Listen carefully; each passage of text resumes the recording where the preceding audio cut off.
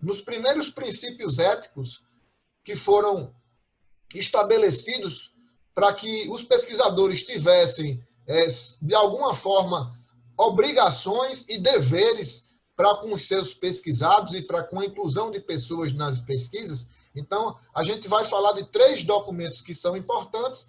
Primeiro, a gente tem o Código de Nuremberg. Ele foi publicado em 1947.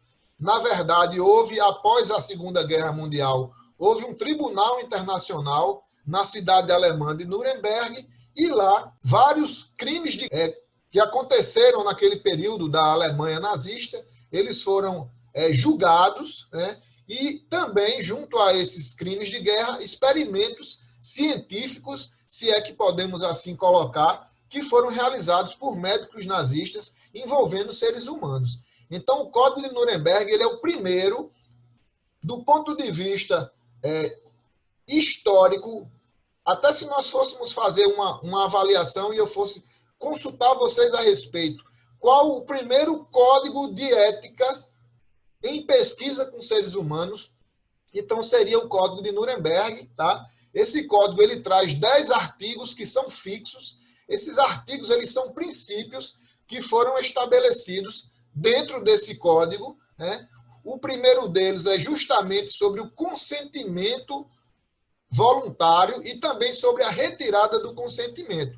Então, o primeiro artigo do Código de Nuremberg é justamente sobre o princípio de vocês consultarem as pessoas a partir de uma série de informações que vocês, enquanto pesquisadores, irão disponibilizar para esses voluntários, para essas pessoas que trazem características que vocês querem incluir na pesquisa. Então, o primeiro artigo de Nuremberg é justamente sobre essa necessidade de vocês consultarem as pessoas, e elas precisam, de forma livre e esclarecida, consentir se querem participar, e mesmo se aceitem participar, em algum momento elas podem retirar esse consentimento.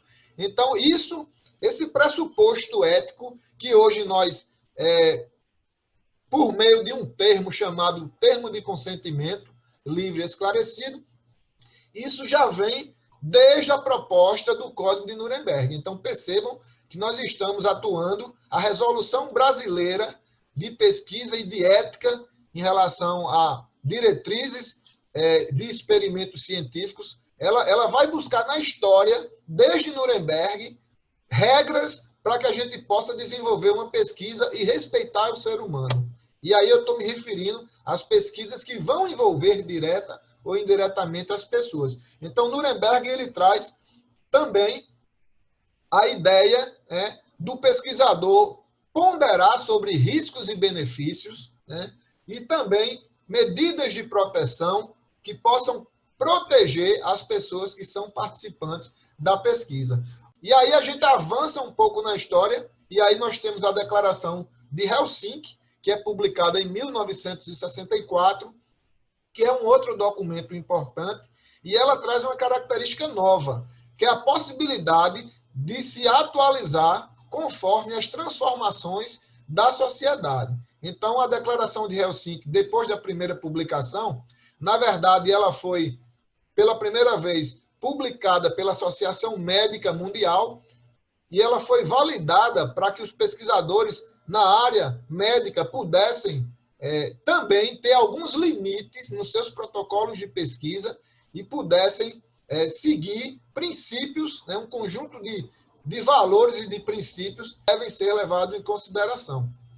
A Declaração de Helsinki, ela já se atualizou por 7 vezes, inclusive a última vez foi em 2013, aqui no Brasil, em um congresso médico, e ela é um documento relevante porque ela é aceita pela maioria dos países, né, que tratam sobre pesquisa e que levam ela em consideração. Tá? E aí a gente vai ter mais adiante, já chegando próximo dos anos 80, em 1978, nós vamos ter o relatório de Belmont.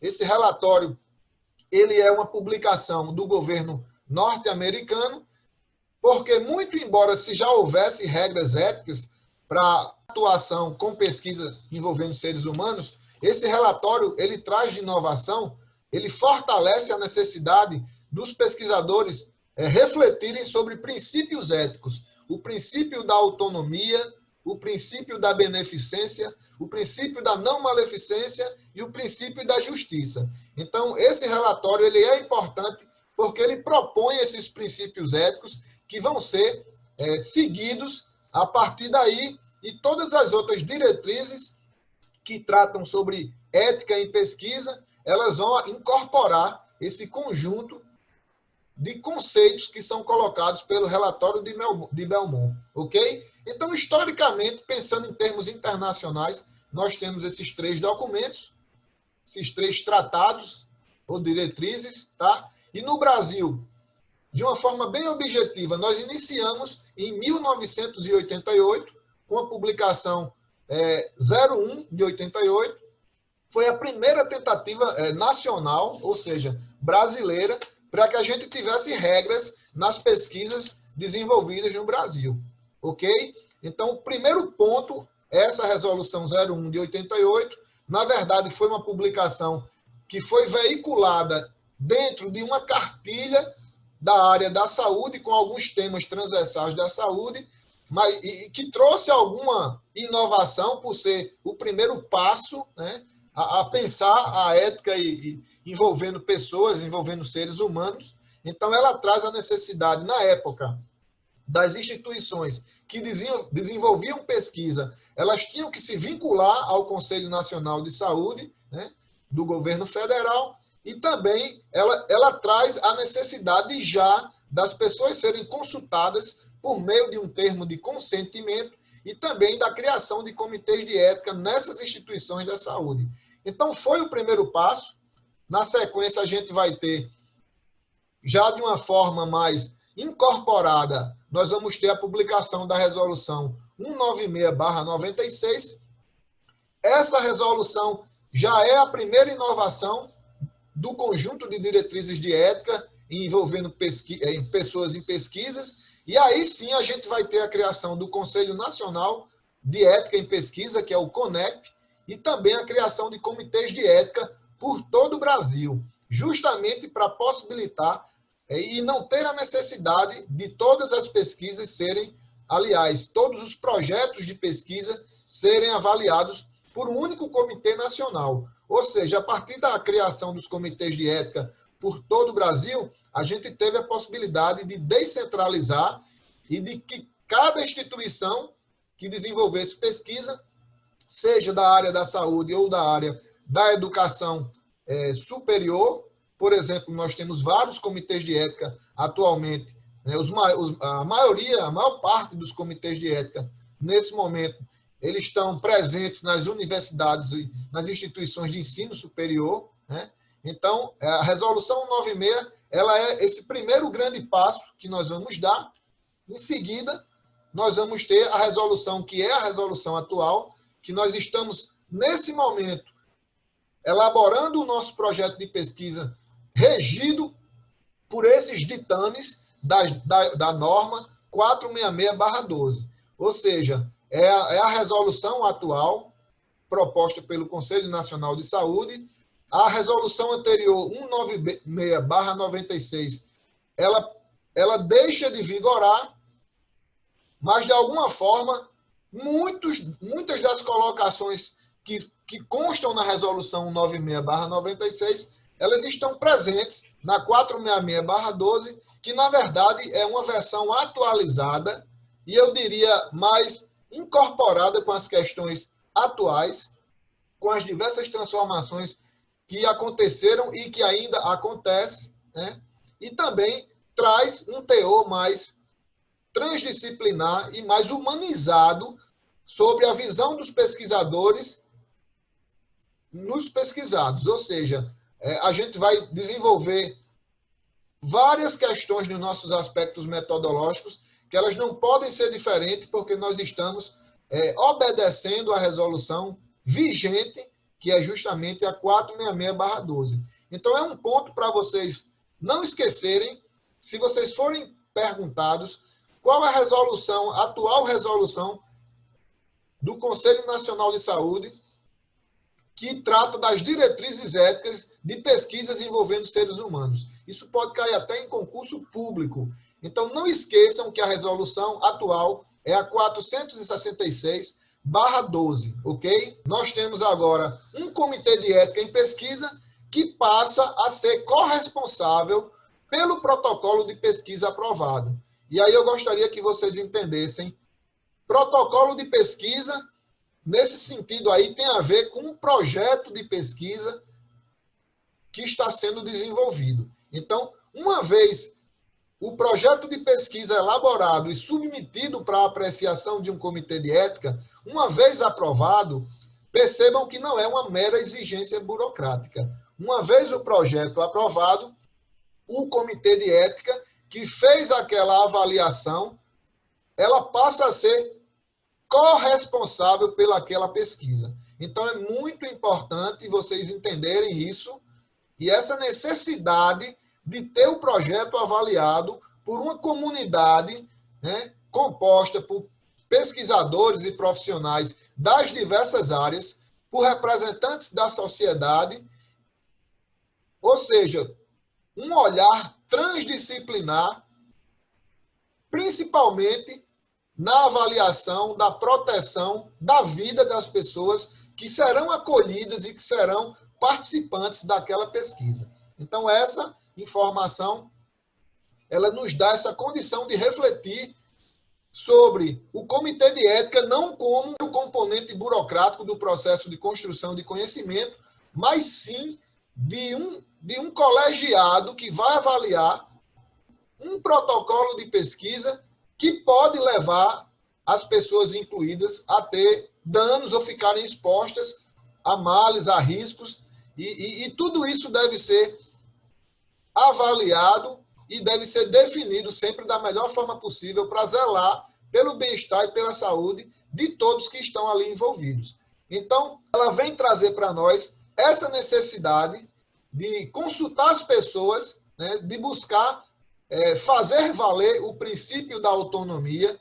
Então, a pesquisa, as pessoas que serão, que farão parte daquela pesquisa, pelas características que elas possuem, elas precisam ser informadas. Vocês, enquanto pesquisadores, precisam estabelecer um termo de consentimento livre e esclarecido, que é o que chamamos de TCLE, e esse documento ele deve levar de forma clara informações sobre a pesquisa e sobre os pesquisadores. Então, vocês precisam entender da importância da redação desse texto do TCLE.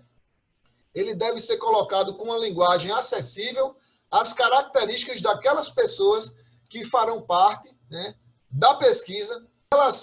Ainda em relação ao TCLE, além de vocês garantirem a linguagem acessível aos participantes e, predominantemente, vocês terem o interesse em incluir nas pesquisas pessoas com autonomia plena e não reduzidas, ou seja, aquelas que precisam de um responsável legal para que elas possam participar, vocês precisam garantir no TCLE um texto com uma redação acessível aos participantes, deixar claro os objetivos da pesquisa, deixar claro os desconfortos e riscos que podem acontecer, né?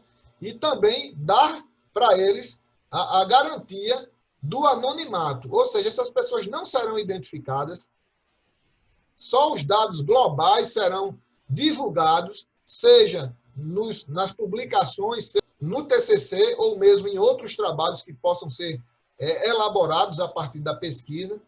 Em relação à garantia de retirada de consentimento, isso está estabelecido, obedecendo o princípio da autonomia, ou seja, uma vez que o participante assina por escrito e dá o seu consentimento em participar, isso não significa que ele está preso à pesquisa. Em qualquer momento, ele poderá retirar esse consentimento e ele tem esse direito, ok? Em relação a formas de ressarcimento de despesas e indenização, na verdade, pesquisa no Brasil, ela não é possível que vocês remunerem as pessoas, mas vocês podem sim, se for necessário, se for o caso, e se for, de fato, algo que seja uma solicitação dos pesquisados, vocês podem sim ter essa possibilidade de ressarcir aquelas pessoas por alguma razão que não tinha ficado claro quando vocês desenvolveram o TCLE e fizeram a redação do texto. Ou seja, se alguém precisa se deslocar da sua casa para o local da coleta de dados, se isso não estava previsto, e se a pessoa só depois fica sabendo, e ela vai ter uma despesa em relação a esse deslocamento, então é possível que ela peça ao pesquisador um ressarcimento básico para que possa cobrir esse gasto do deslocamento. Então, a resolução deixa isso muito claro em relação ao pesquisador, nesse caso aí, ter que, de fato, ressarcir essa pessoa, né, por esse deslocamento que não tinha sido ainda acordado no TCLE. No entanto, de maneira geral, isso não acontece. De maneira geral, as coletas de dados dentro do campo da educação física, elas são muito bem acordadas entre o pesquisador e os pesquisados. Há um sentimento de colaboração nos voluntários da pesquisa, pelo menos essa é a experiência que tenho e que posso passar para vocês. Então, esse termo de consentimento livre e esclarecido, ele vai ser elaborado e vai ser 2 vias que deverão ser utilizadas. Uma via vai ficar com o pesquisador e uma outra via vai ficar com o voluntário ou com o participante. Até 5 anos, esse documento deve ser conservado pelo pesquisador e pelo pesquisado, porque pode haver necessidade, e no Brasil, o tempo prévio para esse tipo de relação pesquisador-pesquisado, o tempo é até 5 anos, então vocês precisam entender que é um documento importante, não é apenas uma mera exigência burocrática, vocês precisam sim elaborar um texto que possa expressar o protocolo da pesquisa e também todo o segmento de regras que está colocada na resolução 466/12. Então, esse TCLE, ele vai ser avaliado no primeiro momento. Quando vocês enviam um projeto de pesquisa para o Comitê de Ética, esse TCLE, ele só vai o modelo. Esse modelo vai ser avaliado pelo comitê. Uma vez aprovado, vocês deverão fazer cópias. No caso de uma pesquisa que vai envolver a necessidade das cópias impressas, ou vocês poderão utilizar o TCLE em um formulário eletrônico, dependendo da forma que vocês irão realizar para coletar os dados e as informações, ok? Então, esse TCLE, ele vai ser assinado pelo pesquisador responsável, pelo participante e, se necessário, pelo seu representante legal, ok? Cada folha de TCLE, se for necessário mais de uma folha, cada folha deve estar com a rubrica do pesquisado e do pesquisador em cada uma das folhas, ok? E nós temos um modelo que é para as pesquisas que vão envolver seres humanos. Então, esse texto é um texto base. Vocês podem utilizar o texto e fazer as devidas alterações nos pontos que dizem respeito à pesquisa. Ou seja, em relação aos riscos e benefícios, onde está em vermelho, vocês irão refletir sobre